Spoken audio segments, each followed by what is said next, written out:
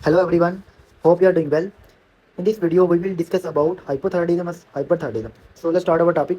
देखें हाइपर और हाइपरथायराइडिज्म में सबसे पहले देखें कि जो थायराइड है ये क्या रिलीज करता है T3 और T4. ओके, T3 और T4. अब हाइपोथायराइडिज्म में क्या होता है, हम कब कहते हैं हाइपोथायराइडिज्म, अगर ये T3 T4 जो होता है लेवल ब्लड के अंदर कम हो जाए, ब्लड के अंदर लेवल इसका कम हो जाए, इसे हम कहते हैं हाइपोथायराइडिज्म. अब देखें हाइपर कब कहते हैं, जब T4 का लेवल जो है ब्लड के अंदर ज़्यादा हो जाए. अब देखें मैंने आपको फिजियो में इसका बताया था कि ये देखें यहाँ पे ये हाइपोथैलेमस है, ये रिलीज करता है, क्या रिलीज करता है, thyroid releasing hormone. Thyroid releasing hormone. अब ये जो थायराइड रिलीजिंग हार्मोन होता है ये जाके एक्ट करता है किसके ऊपर, पिट्यूटरी के ऊपर. ठीक है, पिट्यूटरी के ऊपर. अब पिट्यूटरी क्या करता है, पिट्यूटरी रिलीज करवाता है thyroid stimulating hormone. Thyroid stimulating hormone. अब ये जो थायराइड स्टिमुलेटिंग हार्मोन है ये जाके एक्ट करेगा किसके ऊपर, थायराइड के ऊपर. ये है थायराइड हमारे पास, थायराइड के ऊपर जाके एक्ट करेगा और इधर से रिलीज करवाएगा T3 और T4. ओके, अब ये जो T3 T4 होते हैं ना, ये जब जब रिलीज होते हैं तो अब ये जो होते हैं ये फीडबैक देते हैं, नेगेटिव फीडबैक के थ्रू जो होते हैं पिट्यूटरी के ऊपर जाके एक्ट करते हैं. ठीक है, उधर से हमारे पास होती है वो थायराइड स्टिमुलेटिंग हार्मोन की जो प्रोडक्शन है उसको कम करवा देते हैं. ओके, उसकी प्रोडक्शन को क्या होता है, कम करवा देते हैं. और उसके अलावा जाके एक्ट करते हैं हाइपोथैलेमस से, उससे थायराइड रिलीजिंग हार्मोन होता है उसकी प्रोडक्शन को कम करवा देते हैं नेगेटिव फीडबैक के थ्रू. ठीक है, तो ये तो है हमारे पास नॉर्मल. अब देखें अगर किसी के अंदर T3 T4 का लेवल ज़्यादा हो जाए, अब फॉर एग्जांपल देखें इस पर्सन के अंदर ये एक पेशेंट है उसके अंदर T3 T4 का लेवल ज़्यादा है, हम कहते हैं उसको हाइपरथायराइडिज्म है. तो जब उसको हाइपरथायराइडिज्म होगा तो फिर ये जो फीडबैक है इस फीडबैक के थ्रू ये भी उसका कम हो जाएगा, थायराइड रिलीजिंग हार्मोन भी कम हो जाएगा और थायराइड स्टिमुलेटिंग हार्मोन भी कम हो जाएगा. तो अब देखें अगर किसी को हाइपरथायराइडिज्म वाला पेशेंट है तो उसके अंदर T4 का लेवल जो होगा वो ज़्यादा होगा, बट उसके अंदर जब हम थायराइड स्टिमुलेटिंग हार्मोन देखेंगे तो इसका थायराइड स्टिमुलेटिंग हार्मोन का लेवल वो क्या होगा, वो जो होगा डिक्रीज होगा. वो डिक्रीज क्यों होगा, क्योंकि नेगेटिव फीडबैक की वजह से उसका लेवल, उसकी प्रोडक्शन जो होगी वो कम हो जाएगी. अब देखें अगर एक पेशेंट है, ठीक है, देखें अगर एक पेशेंट है हमारे पास, एक पेशेंट है उसका जो होता है T3 T4 का जो लेवल है वो क्या है, वो कम हो गया, वो कम हो गया, उसे हम कहते हैं हाइपोथायराइडिज्म. T3 T4 जो है उसका लेवल जो है कम हो गया, इसे हम कहते हैं हाइपोथायराइडिज्म. जब ये लेवल कम हो जाएगा तो अब ये जो फीडबैक है ये तो नहीं जाएगा, ये जब फीडबैक ही नहीं जाएगा तो फिर क्या होगा, फिर जो हाइपोथायराइडिज्म है वो जो होगा वो थायराइड रिलीजिंग हार्मोन जो होगा इसको प्रोड्यूस करेगा, इसका लेवल बढ़ जाएगा. और पिट्यूटरी जो होगा वो प्रोड्यूस, जब इसके ऊपर थायराइड रिलीजिंग हार्मोन पिट्यूटरी के ऊपर एक्ट करेगा तो वो रिलीज करवाएगा थायराइड स्टिमुलेटिंग हार्मोन, तो थायराइड स्टिमुलेटिंग हार्मोन का लेवल भी बढ़ जाएगा. तो इसमें क्या होता है, हाइपोथायराइडिज्म में थायराइड जो प्राइमरी हाइपोथायराइडिज्म होता है, थायराइड स्टिमुलेटिंग जो हार्मोन होता है इसका लेवल जो होता है वो इंक्रीज होता है. अब प्राइमरी हाइपरथायराइडिज्म में T3 T4 का लेवल ज़्यादा होता है बट थायराइड स्टिमुलेटिंग हार्मोन का लेवल कम होता है. और इस प्राइमरी हाइपोथायराइडिज्म में T3 T4 का लेवल होता है वो जो होता है वो कम होता है. ठीक है, इसका लेवल जो होता है वो कम होता है बट थायराइड स्टिमुलेटिंग हार्मोन का लेवल जो होता है वो ज़्यादा होता है. तो ये क्या किस में होता है, प्राइमरी हाइपो या हाइपरथायराइडिज्म में. तो अभी देखें, अब आपने ये पॉइंट याद रखना है कि अब ये तो था हमारे पास. अब देखें हाइपोथायराइडिज्म में क्या हुआ, T3 और T4 का लेवल जो है वो कम हो गया. इसमें क्या होता है T3, इसमें हमारे पास T3 T4 का लेवल जो होता है वो ज़्यादा हो गया. जब इनका लेवल, आपने एक पॉइंट याद रखना, जब हाइपोथायराइडिज्म होगा तो उसमें जो बॉडी के जो फंक्शन होगा ना, जो परफॉर्म कर रहे थे सारे, मैंने आपको B7 निमोनिक से बताया था, तो वो सारे इनके अंदर डिप्रेस हो जाएंगे हाइपोथायराइडिज्म में. बट हाइपरथायराइडिज्म में वो जो फंक्शन होंगे वो इनके इंक्रीज हो जाएंगे, वो क्या हो जाएंगे, इंक्रीज हो जाएंगे. तो अभी आप देखें अब इनका फंक्शन क्या था, ये जो होते हैं ना बेजल मेटाबॉलिक रेट जो होता है, ये उसको बेजल मेटाबॉलिक रेट करवाते हैं हमारे पास जो होती है ना थायराइड हार्मोन होते हैं, इंक्रीज करवाते हैं बेजल मेटाबॉलिक रेट को. ठीक है, अब देखें अगर किसी को हाइपरथायराइडिज्म है उनमें क्या होगा, उनके अंदर जो बेजल मेटाबॉलिक रेट होगा वो इंक्रीज हो जाएगा. जब बेजल मेटाबॉलिक रेट क्या होता है कि अगर फॉर एग्जांपल आप स्लीप में भी हैं, सो भी रहे हैं, तो तब भी आपकी एनर्जी जो है वो यूज़ हो रही है, तो ये होता है हमारे पास बेजल मेटाबॉलिक रेट. ठीक है, बेजल मेटाबॉलिक रेट.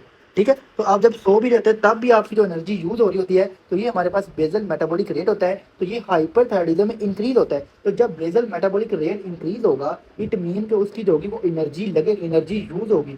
जब भी हमारे पास मेटाबॉलिज्म हो रहे तो एनर्जी यूज होगी, कैलोरी जो होगी वो यूज हो जाएगी, कैलोरोजेंसी इंक्रीज, कैलोरोजेंसी होगा, कैलोरी जो होगी वो यूज होगी, कैलोरी क्या होगी, यूज होगी. तो अब जब कैलोरी यूज होती है, कैलोरोजेंसी होता है, जब हम कैलोरी बर्न होती है तो फिर क्या होता है, फिर उसका जो वेट है उस पर्सन का वो डिक्रीज हो जाता है, वेट उसका लॉस होता है. ठीक है, तो ये पॉइंट आपने याद रखना है. अभी आप देखें, और ये मेटाबॉलिक रेट ज़्यादा क्यों होता है, इसकी रीज़न क्या है, तो इसकी रीज़न आप देखें कि इसकी रीज़न ये होती है कि ये जो होते हैं ना हमारे पास जो थायराइड T3 T4 होते हैं, ये सेंथिसिस इंक्रीज करवा देते हैं सेल के ऊपर सोडियम पोटाशियम एटीपेज की। अब सोडियम पोटाशियम एटीपेज की वजह से क्या होता है, पोटाशियम सेल के अंदर आता है और सोडियम सेल से बाहर जाता है, ठीक है, जिससे क्या होता है यहाँ पे एटीपी यूज होती है और इसका बेसल मेटाबॉलिक रेट जो होता है वो इंक्रीज हो जाता है। तो ये पॉइंट आपने याद रखना है, जब भी बेसल मेटाबॉलिक रेट इंक्रीज होगा, कैलोरीजेंसी होगी, कैलोरी उसकी बर्न होगी, तो उसके अंदर बॉडी के अंदर जो होगा वो हीट जनरेट होगी। तो जब बॉडी के अंदर हीट जनरेट होगी तो उसका जो होगा हीट इंटॉलरेंस होगा। पेशेंट कहेगा उसको बहुत ज़्यादा गर्मी लगती है, ठीक है, हीट इंटॉलरेंस होगा, उसको हीट इंटॉलरेंस होगा। उसके बाद उसको जो होगा हीट इंटॉलरेंस होगा, उसको स्वेटिंग होगी उसकी, क्योंकि उसका मेटाबॉलिज्म जो है वो फास्ट हो गया है। उसका वो होता है, उसकी जो होती है वो मेटाबॉलिक रेट इंक्रीज हुआ है, बेसल मेटाबॉलिक रेट, जिसकी वजह से उसको हीट इंटॉलरेंस है, उसको स्वेटिंग है। अब उसका बेसल मेटाबॉलिक कैलोरी जो बर्न होने की वजह से उसका वेट लॉस हो रहा है, ठीक है। तो ये इसके अंदर होंगे, इसके अंदर प्रॉब्लम आएंगे। अब हाइपो के अंदर आपने सब इनको डिप्रेस कर देना है। अब उसकी जो भी कैलोरी यूज ही नहीं हो रही, उसका बेसल मेटाबॉलिक रेट जो है वो कम हो गया, उसका रेट जो है वो कम हो गया, ठीक है। जब उसका रेट कम हो जाएगा तो उसकी कैलोरी होगी वो बर्न नहीं होगी, कैलोरी यूज नहीं होगी। जब कैलोरी डिक्रीज कैलोरोजेंसिस होगा, तो जब उसकी कैलोरी कम हो जाएगी तो उसका क्या होगा, कैलोरी बर्न ही नहीं होगी, तो उसका जो वेट होगा वो गेन होगा। उसका वेट क्या होगा, वेट उसके अंदर उसका गेन होगा, ठीक है। तो ये पॉइंट आपने याद रखना है। उसके बाद अब वेट गेन हो रहा है, उसके अलावा उसकी जो कैलोरी है वो तो बर्न ही नहीं हो रही। तो इसके अलावा उसमें जब उसकी जो कि हीट बर्न नहीं हो रही, उसके अंदर वो जो कि हीट जनरेट ही नहीं हो रही, जब हीट जनरेट नहीं हो रही तो उसका जो कोल्ड इंटॉलरेंस होगा, उसको कोल्ड इंटॉलरेंस होगा और उसकी स्वेटिंग होगी वो कम हो जाएगी। तो देख लें जो अभी हमने पढ़ा है, जो अभी हाइपो और हाइपरथायराइडिज्म में हमने पढ़ा है, इसके अंदर हमारे पास देख लें कि ये उसको जो हाइपो में क्या होगा, कोल्ड इंटॉलरेंस होगा, स्वेटिंग होगी, कम हो जाएगी और वेट गेन होगा। इसमें हीट इंटॉलरेंस होगा, इंक्रीज स्वेटिंग होगी और वेट लॉस होगा, ठीक है। अब देखें इसके अलावा और देख लें, इसके अलावा और क्या होता है। तो और देखें नेक्स्ट हमारे पास देखें जो अब स्किन और हेयर के ऊपर कौन सी प्रॉब्लम आती है हाइपो और हाइपरथायराइडिज्म में, तो वो आप देख लें। अब एक पॉइंट और यहाँ पे आप देखें कि हाइपोथायराइडिज्म में जो होता है ना, हाइपोनेट्रीमिया होता है। इसकी रीज़न क्या होती है, जब भी किसी को हाइपोनेट्रीमिया होता है ना, जब भी किसी को T3 T4 का लेवल जो होता है वो कम होता है, इसका लेवल जब होता है कम होता है, तो फिर क्या होता है, ये जो होता है ना, जब पिट्यूटरी से एंटी जो पोस्टीरियर पिट्यूटरी से क्या होता है, एडीएच की प्रोडक्शन होती है। एडीएच होता है, ये जाता है हमारे पास नेफ्रॉन के ऊपर जाके एक्ट करता है। ये हमारे पास फॉर एग्जाम्पल नेफ्रॉन है, तो इसके ऊपर जाके एक्ट करता है, ठीक है। नेफ्रॉन के ऊपर क्या करेगा, जाके एक्ट करेगा, ठीक है। नेफ्रॉन के ऊपर जाके एक्ट करता है। इसके जो लास्ट वाला पार्ट होता है कलेक्टिंग डक्ट का, यहाँ पे जाके एक्ट करता है। तो यहाँ पे जाके एडीपी, जब एडीपी एक्ट करेगा, इसके रिसेप्टर्स होते हैं, ठीक है, यहाँ पे जाके एक्ट करेगा तो ये जो है एक्वापोरेंट चैनल को जो है इधर पुट करवा के वाटर की क्या करवाएगा, रीअब्जॉर्प्शन पाएगा। वाटर की जब इधर से रीअब्जॉर्प्शन होगी तो बॉडी के अंदर क्या होगा, बॉडी के अंदर वाटर का लेवल जो होगा, हमारे पास जो ब्लड के अंदर क्या होगा, हमारे पास फ्लूइड का लेवल जो होगा वो ज्यादा हो जाएगा, वाटर का लेवल क्या हो जाएगा, ज्यादा हो जाएगा ब्लड के अंदर। जब ज्यादा हो जाएगा तो अब सोडियम जो पड़ा था इसके अंदर, ये फॉर एग्जाम्पल एक कंटेनर है, तो कंटेनर के अंदर अब पहले इतना वो पानी था और इसके अंदर सोडियम था। अब इसके अंदर पानी को इंक्रीज कर दें बट सोडियम उतना का उतना ही रहे, तो सोडियम जो होगा ये डिल्यूटेड हो जाएगा। तो जब सोडियम डिल्यूटेड हो जाएगा इट मीन सोडियम उसमें कम हो जाएगा। तो ये इसके अंदर क्या होता है, हाइपोनेट्रीमिया होता है। इसकी रीजन क्या होती है, एडीपी जो एडीएच होता है वो रिलीज होता है और वाटर की रीअब्जॉर्प्शन करवा देता है, जिससे क्या होता है उसको हाइपोनेट्रीमिया होता है। तो ये पॉइंट आपने याद रखना, इसमें क्या होता है, हाइपोनेट्रीमिया होता है। नेक्स्ट देखें स्किन और हेयर के ऊपर क्या प्रॉब्लम आती है। तो हाइपो स्किन के ऊपर जो होती है ना, इसका ब्लड फ्लो जो वेजो कंस्ट्रिक्शन होती है, हाइपो जो होता है हाइपोथायराइडिज्म में T3 T4 जो कम होता है, उनकी क्या होती है, वेजो कंस्ट्रिक्शन होती है। क्या होती है, वेजो कंस्ट्रिक्शन होती है। जब वेजो कंस्ट्रिक्शन होगी तो फिर क्या होगा, फिर देखें वेजो कंस्ट्रिक्शन होगी तो अब ब्लड कम जा रहा है तो उसकी ड्राई स्किन होगी, ड्राई होगी, और ड्राई स्किन होगी कूल होगी, क्योंकि ब्लड जो था वो वार्म होता है तो स्किन को वार्म नहीं करेगा, कूल स्किन होगी, ड्राई होगी। उसके अलावा देखें अब ये तो था वेजो कंस्ट्रिक्शन की वजह से उनके जो हेयर होते हैं, अब हाइपोथायराइडिज्म वाले के जो हेयर होते हैं वो ब्राइटल हेयर होते हैं, कोर्स ब्राइटल हेयर होते हैं, ब्राइटल हेयर होते हैं। और एलोपेशिया होता है, उसको जो था बाल जड़ना शुरू हो जाते हैं, गंजापन होता है उसको, ठीक है। एलोपेशिया होता है, डिफ्यूज एलोपेशिया होता है, कोर्स ब्राइटल हेयर होते हैं, ड्राई स्किन होती है, ड्राई और कूल स्किन होती है, ठीक है। तो ये आपने याद रखना। उसके नोज जो नेल होते हैं वो ब्रिटल नोज होते हैं, ब्रिटल नेल होते हैं, ब्रिटल नेल होते हैं उसके, जो क्या होते हैं, ब्रिटल नेल होते हैं। तो ये पॉइंट आपने याद रखना है जो हाइपोथायराइडिज्म वाला पेशेंट होता है, ठीक है। अब देखें हाइपरथायराइडिज्म वाले पेशेंट में क्या होता है, उसकी जो वेसल्स है वो वेसल होती है वो डायलेट कर जाती है। जब वेसल डायलेट करेंगे तो ब्लड ज्यादा जाएगा और वो स्किन उसकी वार्म होगी, स्किन वार्म होगी तो उसकी मॉइस्ट एंड वार्म स्किन होती है, मॉइस्ट होती है, वार्म स्किन होती है। उसके जो हेयर होते हैं वो फाइन हेयर होते हैं। इसमें क्या था, ब्रिटल हेयर थे, इसमें फाइन हेयर होते हैं, ठीक है। ओनिकोलाइसिस होता है। ओनिकोलाइसिस क्या होता है, ये फॉर एग्जांपल एक उसकी फिंगर है, यहाँ पे उसका नेल है, तो उसका जो यहाँ पे नेल बेड होता है, यहाँ से जो है नेल उसके जो होते हैं वो जो है वो जो डिटैच हो जाते हैं, नेल बेड से उखड़ जाते हैं, तो इसे हम कहते हैं ओनिकोलाइसिस। ओनिकोलाइसिस, ठीक है, इसे हम क्या कहते हैं, ओनिकोलाइसिस, ठीक है। तो ये पॉइंट आपने याद रखना है। सेपरेट हो जाते हैं नेल बेड जो होते हैं हमारे पास, नेल होते हैं, नेल बेड से सेपरेट हो जाते हैं, ठीक है। तो ये आपने याद रखना है, सेपरेट फ्रॉम नेल बेड, ठीक है। नेल जो होते हैं सेपरेट हो जाते हैं नेल बेड से, उसे हम कहते हैं ओनिकोलाइसिस, ओनिकोलाइसिस होता है। बट जो हाइपोथायराइडिज्म में क्या होता है, हाइपोथायराइडिज्म में ब्रिटल नेल होते हैं, इसमें ओनिकोलाइसिस होता है और फाइन हेयर होते हैं। उसके अलावा देखें और क्या प्रॉब्लम होती है। अब हाइपोथायराइडिज्म में देखें, हाइपोथायराइडिज्म में जब भी T3 T4 का लेवल जो होता है, ठीक है, जब भी इसके अंदर क्या होता है T3 T4 का जो लेवल होता है, T3 T4 का जो लेवल होता है कम होता है, तो क्या होता है फाइब्रोब्लास्ट एक्टिवेट होते हैं। फाइब्रोब्लास्ट, और फाइब्रोब्लास्ट क्या करते हैं, ये रिलीज करते हैं ग्लाइकोसामाइन अमाइनोग्लाइकन, ठीक है। जब इसको रिलीज करेंगे तो ये हमारे पास जो ब्लड वेसल है, ये ब्लड वेसल और ब्लड वेसल ये जो स्पेस होती है ना, यहाँ पे सेल होते हैं, ये सेल्स हैं, ये वाले सेल्स हैं, ये वाले सेल्स हैं, और ये इनके अंदर जो स्पेस होती है इसे हम कहते हैं इंटरस्टिशियम। तो यहाँ पे आकर डिपोजिट कर देती है ये ग्लाइकोसामाइन अमाइनोग्लोकन जो होती है, ग्लाइकन होती है, डिपोजिट करती है। जब यहाँ पे आकर डिपोजिट करेगी तो ये यहाँ से ब्लड से जो होगा वो फ्लूइड इधर इधर से जो होगा हमारे पास ब्लड वेसल से फ्लूइड को जो होगा अपनी तरफ वो खींच लेगी, स्नैच कर लेगी। तो अब क्या होगा, उसको अडीमा होगा, उसको क्या होगा, अडीमा होगा। उसको जो होगा उस पर्सन को, हाइपोथायराइडिज्म वाले पर्सन को क्या होगा, अडीमा होगा। किस वजह से, ओस्मोटिक डायवर्सिस की वजह से। अब देखें होगा ग्लाइकोसामाइन अमाइनोग्लोबिन का लेवल इंक्रीज होगा इंटेस्टिशियम के अंदर। जब इसका लेवल इंक्रीज होगा तो फिर क्या होगा, ओस्मोटिक प्रेशर बढ़ेगा। जब वो प्रेशर बढ़ेगा तो वो ब्लड वेसल से अपनी तरफ जो होगा वो अपनी तरफ जो होगा फ्लूइड को इधर स्नैच कर लेगा। जब इसको खींच लेगा तो फिर क्या होगा, इधर जो होगा वो इंटेस्टिशियम उसको जो होगा वो अडीमा हो जाएगा। वाटर रिटेंशन होने की वजह से उसको क्या हो जाएगा, उसको जो होगा वो अडीमा हो जाएगा। नॉन पिटिंग अडीमा होता है। क्यों, इसका एक देखें, एक होता है पिटिंग अडीमा, एक होता है पिटिंग अडीमा, एक होता है non pitting oedema. Non pitting oedema, अगर किसी का फ्लूइड ओवरलोड होता है और उसकी वजह से अडीमा हो रहा है, यहाँ पे देखें फ्लूइड ओवरलोड है और उसकी वजह से अडीमा हो रहा है, बट प्रोटीन वगैरह नहीं है, तो उसको जो होगा वो पिटिंग अडीमा होता है। अब देखें अगर किसी को ग्लाइकोसामाइन वगैरह प्रोटीन वगैरह डिपोजिट हो रही है उसकी वजह से अडीमा हो रहा है, तो वो जो अडीमा होता है वो उसमें क्या होता है, नॉन पिटिंग होता है। जब उसके ऊपर हम उसको प्रेस करते हैं तो हमारे पास जो एक पिट सा बनता है वो इसके अंदर नहीं बनता, ठीक है। तो ये पॉइंट आपने याद रखना है। इसमें क्या होता है, नॉन पिटिंग अडीमा होता है, जनरलाइज अडीमा होता है। उसका जो फेस होगा वो पुफी फेस होगा, वो फेस होगा स्वेल किया होगा, पुफी सा फेस होगा, जनरलाइज नॉन पिटिंग अडीमा होता है। ग्लाइकोसामाइन अमाइनोग्लोबिन होता है उसको डिपोजिट करने की वजह से इंटरस्टिशियम में, ठीक है। अब उसके बाद इसमें देखें, इसमें क्या होता है, पेरिटिबल मिक्स एडिमा होता है। इसकी क्या रीजन होती है, तो देखें ये जो होता है ना हमारे पास ग्रेव डिजीज होता है, ग्रेव डिजीज। ग्रेव डिजीज में देखें, ग्रेव डिजीज, ठीक है। ग्रेव डिजीज में क्या होता है, ग्रेव डिजीज में होता है ना हमारे पास जो होती है ना जो कुछ जो होती है हमारे पास एंटीबॉडीज बनती हैं। वो कौन सी एंटीबॉडी होती हैं, थायराइड स्टिमुलेटिंग हार्मोन जो होती है, थायराइड स्टिमुलेटिंग जो रिसेप्टर्स एंटीबॉडी होती है ना, रिसेप्टर एंटीबॉडीज होती हैं, ये बनती हैं। और ये एंटीबॉडी होती हैं फाइब्रोब्लास्ट होते हैं, उनके ऊपर जाके भी एक्ट कर लेती हैं। जब उनके ऊपर जाके एक्ट करेंगी तो फाइब्रोब्लास्ट रिलीज करेंगे बहुत ज़्यादा अमाउंट में ग्लाइकोसामाइन अमाइनोग्लाइकन, ठीक है, अमाइनोग्लाइकन। और ये जो अमाइनोग्लाइकन होगी, ये जो हमारे पास आई का ऑर्बिट होगा उसके पीछे होगा, उधर फाइब्रोब्लास्ट का अमाउंट जो होता है वो ज़्यादा होती है और वहाँ पे जो होगा वो डिपोजिट कर देंगे। जब वो डिपोजिट करेंगे तो फिर क्या होगा, जब उसके डिपोजिट करेंगे, एक तो डिपोजिट करने की वजह से क्या होगा उनको, एक तो उनको जो होगा वो एक्सोप्थेल्मोस होगा, ठीक है, उनको क्या होगा, एक्सोप्थेल्मोस होगा। उसके अलावा क्या होगा, उधर डिपोजिट करने पर पेरीटिबियल मिक्स एडिमा होगा, पेरीटिबियल सॉरी, उसको जो होगा एक तो एक्सोप्थेल्मोस होगा। उसके अलावा ये जो होता है ना हमारे पास, ये उसका जो होते हैं उसके जो यहाँ पे उसकी जो लेग होती है, ये उसकी शिन होती है, शिन होती है। तो यहाँ पे भी अमाइनोग्लाइकन होता है वो डिपोजिट करता है। डिपोजिट करने की वजह से यहाँ पे भी अडीमा होता है। यहाँ पे अडीमा होगा, इसे कहते हैं पेरीटिबियल अडीमा, पेरीटिबियल मिक्स एडिमा होता है, इसे कहते हैं पेरीटिबियल मिक्स एडिमा होता है। पेरीटिबियल मिक्स एडिमा होता है, एक्सोप्थेल्मोस होता है और पेरी ऑर्बिटल अडीमा भी होता है, ठीक है। ऑर्बिट के अगेंस्ट जो होता है ना हमारे पास आई जो होता है, उसके अगेंस्ट जो होता है उसके सराउंडिंग अडीमा होता है, उसको पेरी ऑर्बिटल अडीमा कहते हैं। उसकी आई होती है, एक्सोप्थेल्मोस होता है, उसके पीछे जो फ्लोर फिल हो जाता है, ग्लाइकोसामाइन अमाइनोग्लाइकन होती है वो जो होती है वो पीछे डिपोजिट की होती है, जिसकी वजह से उसको जो एक्सोप्थेल्मोस होता है, उसका जो ऑर्बिट है वो जो होता है वो प्रोट्रूड कर देता है बाहर की तरफ, इसे हम कहते हैं एक्सोप्थेल्मोस, ठीक है। तो अब देखें इसके अंदर हाइपरथायराइडिज्म वाले पेशेंट के अंदर क्या प्रॉब्लम आ रही है, तो वो देखें उसको पेरीटिबियल मिक्स एडिमा होता है।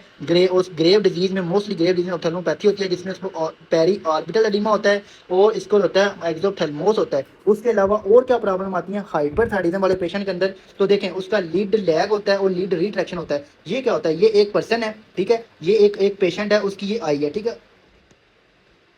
यहाँ पे देखें ये एक पेशेंट है, उसकी ये आई है, ठीक है, उसका ये आई बाल है और यहाँ पे देखें ये उसका जो है उसका पिपल है और ये जो है उसका जो है आयरस यहाँ पे देखें और सीखी का, और यहाँ पे उसका जो है वो लिम्बस है, ठीक है, लिम्बस है ये वाला, और ये सिक्लेरा है, ये आयरस है, ठीक है, और ये कोर्निया है, सॉरी ये वाला कोर्निया उसका, ये वाला कोर्निया, ये पिपल है, ये कोर्निया, और ये उसका ये बॉर्डर क्या है, ये आयरस है, और ये उसका जो है वो क्या है, ये उसका जो है सिक्लेरा है। अब ठीक है, यहाँ पे जो होता है ना हमारे पास जो जो जो ऊपर होता है, यहाँ पे जो होता है वो क्या कहते हैं उसको, हमारे पास आईलिड होता है, आईलिड होता है, आईलिड ने क्या होता है, हाफ यहाँ पे हाफ जो होता है ना, हाफ इसको कवर किया होता है। अपर हमारे पास यहाँ पे प्यूपल को और लिम्बस को यहाँ पे उसने इतना कवर किया होता है ऊपर वाले आईलिड ने, ऊपर वाले आईलिड में। अब लिड रिट्रैक्शन में क्या होता है, लिड रिट्रैक्शन में क्या होता है, इसको जो होता है वो आईलिड क्या होता है, वो इसको कवर नहीं करता। यहाँ पे जो होता है वो आईलिड यहाँ पे होता है, आईलिड जो होता है वो यहाँ पे ऊपर आ जाता है। वैसे आप नॉर्मल देखें तो उसने हाफ कवर किया होता है, लेकिन वो ऊपर आ जाता है, इसे कहते हैं लिड रिट्रैक्शन। अब इसकी रीजन क्या होती है लीड रिट्रैक्शन की, तो आप देखें इसकी रीजन जो होती है वो क्या होती है, वो सिंपैथेटिक स्टिमुलेशन होती है वो बढ़ जाती है, वो ज़्यादा हो जाती है।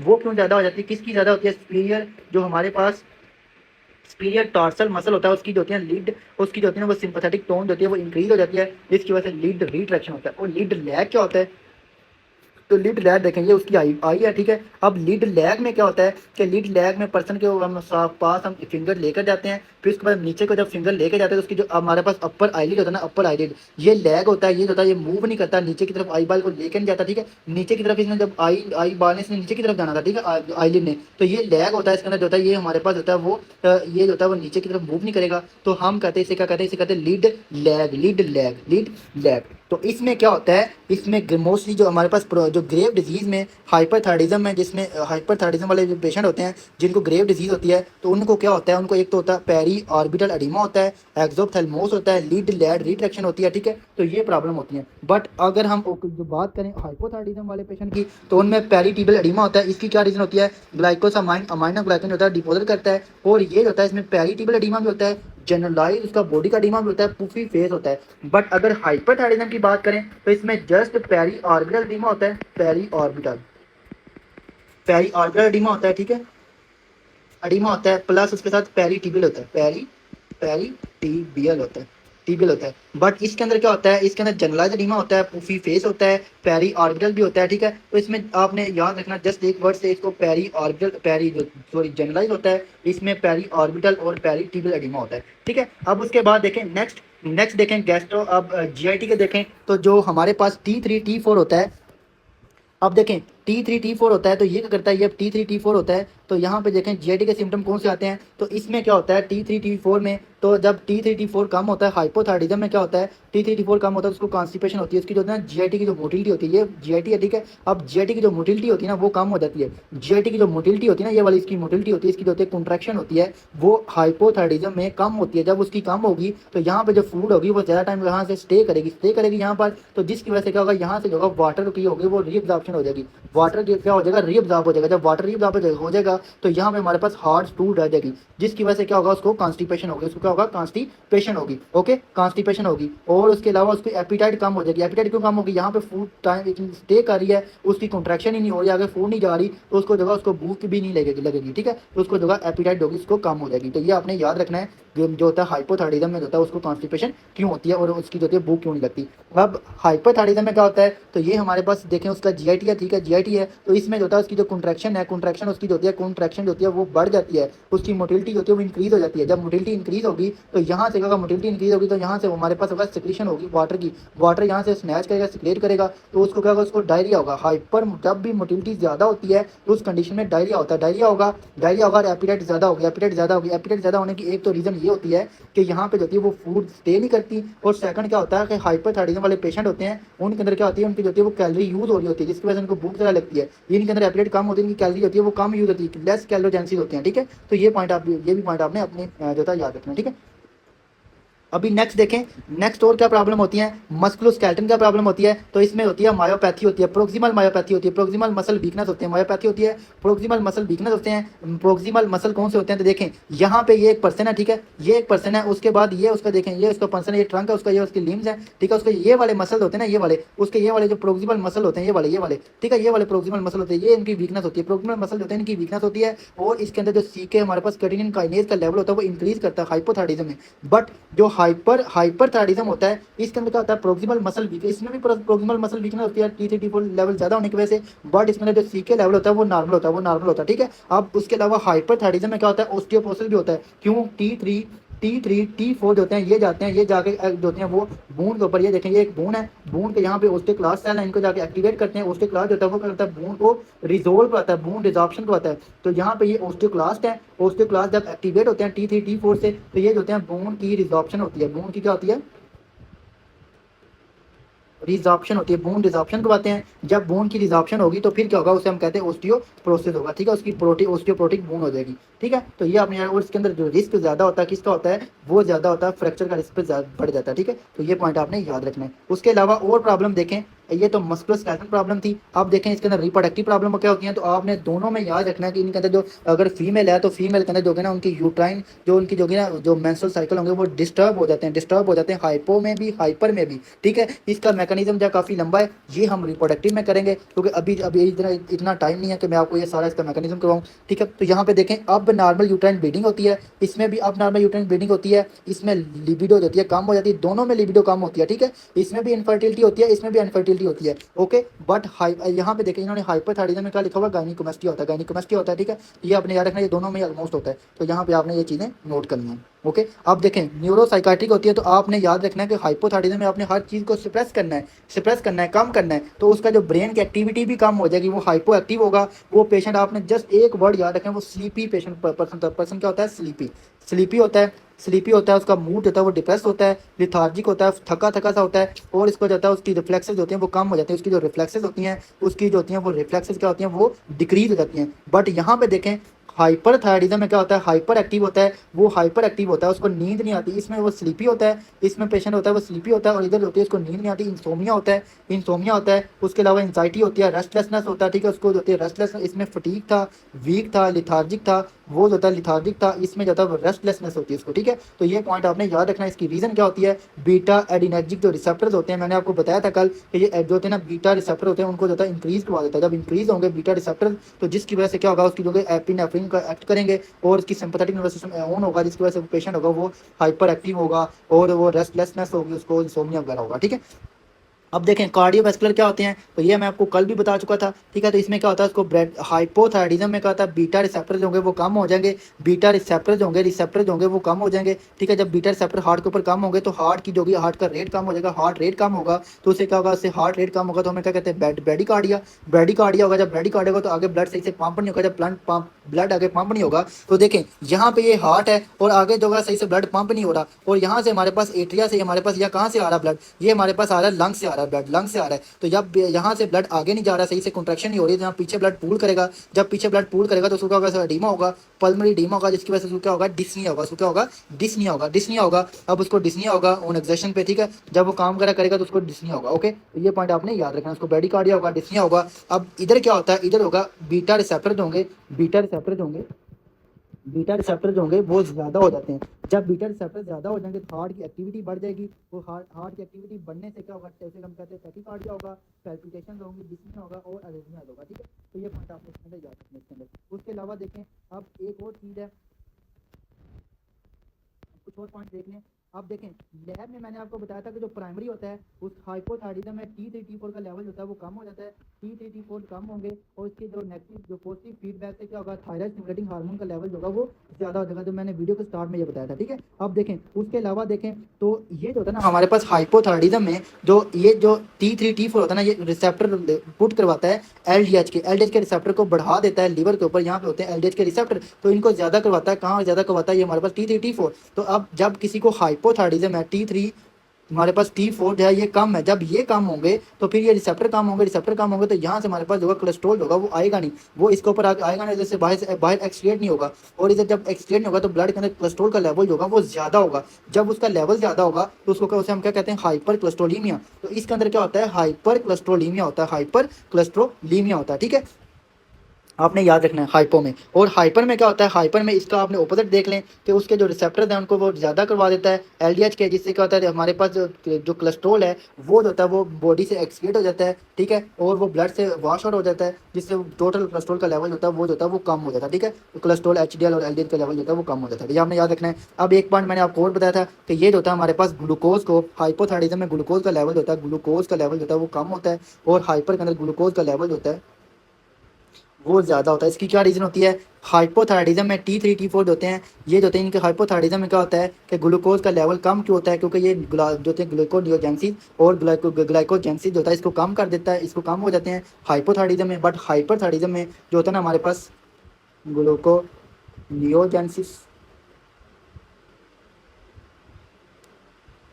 जेंसी ज़्यादा होती हैं और और इसके अलावा जो होते हैं हमारे पास ग्लूकोजिनोलाइसिस, ठीक है, ग्लाइकोजन टूटते हैं, ग्लूकोजिनोलाइसिस जो होती हैं वो ज़्यादा हो जाती हैं। जब ये ज़्यादा होंगी तो ग्लूकोज टूटेंगे, वो ब्लड में आएंगे तो ब्लड के अंदर ग्लूकोज का लेवल जो होगा वो इंक्रीज कर देगा। तो ये था हमारे पास इनका डिफरेंस हाइपो और हाइपरथायराइडिज्म का। अगर आपको कोई भी जो होता है वो इशू होता है तो आप जो है लाजमी कमेंट बॉक्स में जो है वो लाजमी कमेंट किया करें, और अगर आपको वीडियो जो है पसंद आती है तो आप कमेंट और शेयर लाजमी किया करें। Thank you so much.